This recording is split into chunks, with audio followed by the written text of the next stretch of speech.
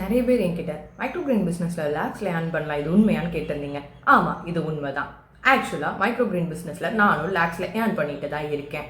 சரி, இந்த ஐடியா எப்படி வந்துச்சு, இந்த பிஸ்னஸை நான் எப்படி பண்ணுறேன், இதை எல்லாத்தையும் நான் உங்களுக்கு இந்த வீடியோவில் சொல்கிறேன். First of all, micro grains நான் என்னன்னு சொல்கிறதுக்கு முன்னாடி எனக்கு எப்படி மைக்ரோ கிரெயின்ஸ் தெரிய வந்துச்சு அப்படிங்கிறத நான் சொல்கிறேன். ஆக்சுவலி நான் ஒரு லாக்டோஸ் இன்டாலரண்ட். இதனால் எனக்கு பாலில் இருக்க லாக்டோஸை டைஜஸ்ட் பண்ண முடியாது. ஸோ நான் தாய்ப்பாலே குடிக்கலைங்க. இதெல்லாம் கேட்குற மாதிரியா இருக்குது அப்படின்னு தானே சொல்கிறீங்க. ஆனால் நான் உண்மையாக தாங்க சொல்கிறேன். வேர்ல்டில் 68% ஆஃப் த பாப்புலேஷன் இந்த லாக்டோஸ் இன்டாலரண்ட்டை ஃபேஸ் பண்ணுறாங்க.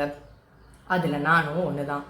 ஸோ நான் பிரெஸ்ட் மில்க்கு அல்டர்னேட்டிவாக லாக்டோஸ் ஃப்ரீ ஃபார்முலா மில்க்ஸ் குடிச்சு தான் வளர்ந்தேன். இதனால் எனக்கு நிறைய நியூட்ரியன் டெஃபிஷியன்சிஸ் இருந்துச்சு.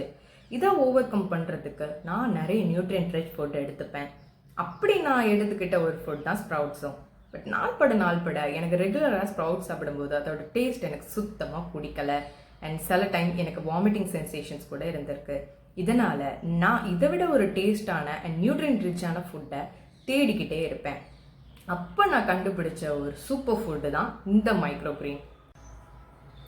ஸோ மைக்ரோ கிரெயின்ஸ்னால் என்ன, அதில் நான் எப்படி லேக்ஸில் ஏர்ன் பண்ணுறேன் அப்படிங்கிறத நீங்கள் தெரிஞ்சுக்கணுன்னா இந்த வீடியோவை கவனமாக கேளுங்க. ஸ்ப்ரவுட்ஸுக்கு அடுத்த ஸ்டேஜ் தாங்க மைக்ரோ கிரெயின்ஸ். ஸ்ப்ரவுட்ஸில் இருந்து வர ஃபர்ஸ்ட் 2 லீஃபை தான் நம்ம மைக்ரோ கிரெயின்ஸ்ன்னு சொல்லுவோம். இந்த தமிழில் தளிர்கீரை இல்லைன்னா துளிர்கீரைன்னு சொல்லுவாங்க.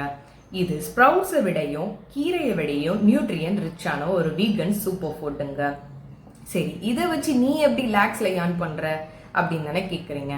அதை தெரிஞ்சுக்கணுன்னா நாளைக்கு வரைக்கும் காத்திருங்க. நான் பார்ட் 2 வீடியோவில் அதை போஸ்ட் பண்ணுறேன். பிகாஸ் நாளைக்கு ஒரு ஸ்பெஷல் டே.